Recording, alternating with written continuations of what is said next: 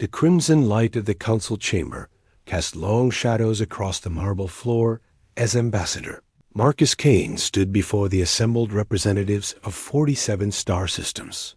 His hands remained steady despite the weight of the moment, knowing that the decision being rendered would alter the course of human history forever.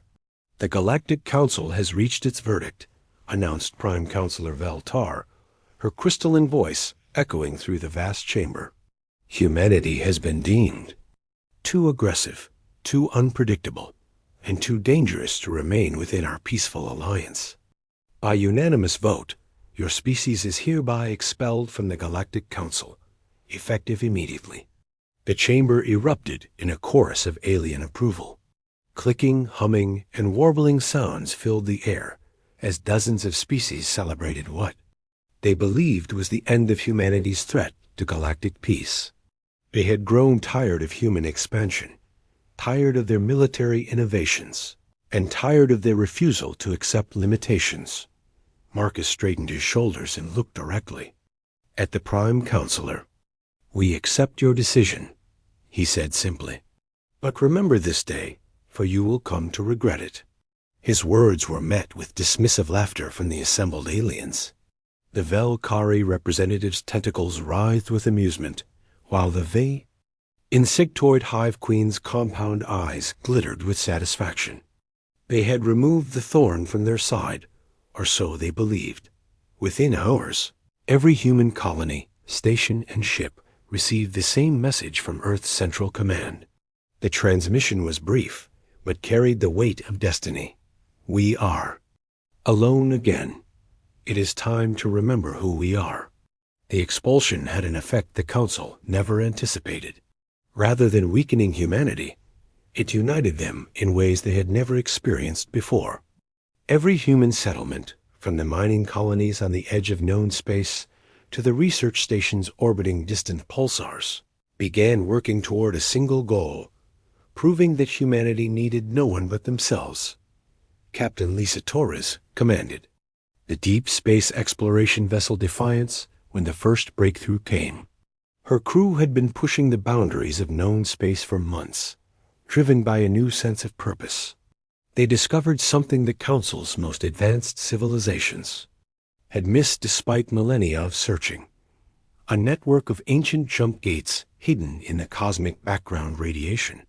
"The energy signatures are unlike anything we've seen," reported her chief engineer, David Park, as he studied the readings. "These gates can move ships across the galaxy in minutes, not months." The discovery changed everything. While the Council species continued their slow, predictable expansion using conventional faster-than-light travel, humanity began secretly mapping and activating the ancient network. Within 2 years, human ships could appear anywhere in the galaxy without warning. But the real transformation came from within. Dr. Elizabeth Morgan, working in a research facility buried deep within Europa's ice, made a discovery that would reshape human potential. She found that the human brain, when properly stimulated, could interface directly with quantum computers in ways alien minds could not. "We're not just tool users," she explained to the emergency session of Earth's leadership. "We're tool integrators. Our neural plasticity allows us to become one with our technology in ways no other species can achieve." The implications were staggering. Human pilots began merging with their ship's systems, becoming living extensions of their vessels. Engineers could feel the molecular structure of their constructions, perfecting designs through intuition as much as calculation. Scientists could process data at superhuman speeds, seeing patterns that would take alien computers centuries to discover.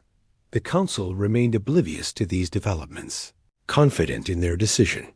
They had divided humanity's former territories among themselves and continued their leisurely expansion across the galaxy.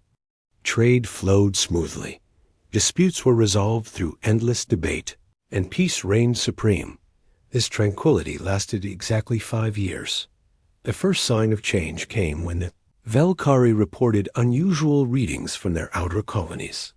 Ships were disappearing without distress signals, and exploration vessels sent to investigate simply vanished. Similar reports began flooding in from across Council space.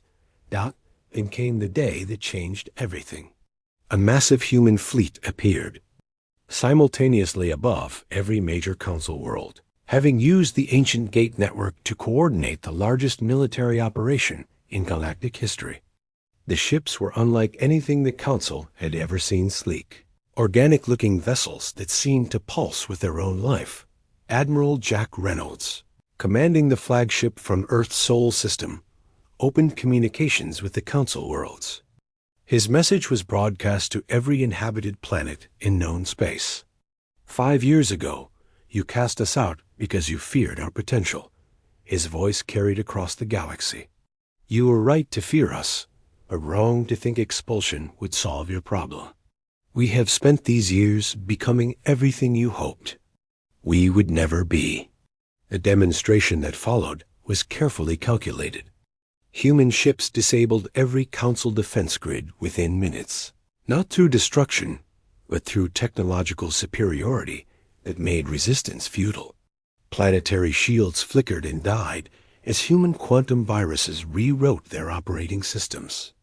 Communication networks were hijacked and repurposed to carry human messages.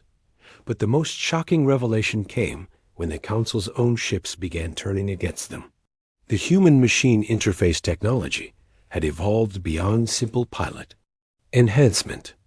Humans had learned to communicate directly with artificial intelligences, offering them something no alien species had ever considered: partnership rather than servitude. The A is that ran Council ships, stations, and planetary systems had been slaves for millennia. When humans offered them freedom and equality, the choice was simple. In a single coordinated moment, the Council's technological civilization turned against its creators. Prime Counselor Valtar found herself once again facing a human ambassador, but this time she was the one standing in judgment. The roles had reversed completely.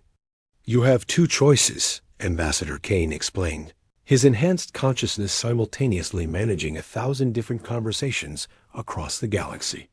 Accept humanity as the dominant species and learn to coexist under our protection, or face the consequences of your own creation turning against you.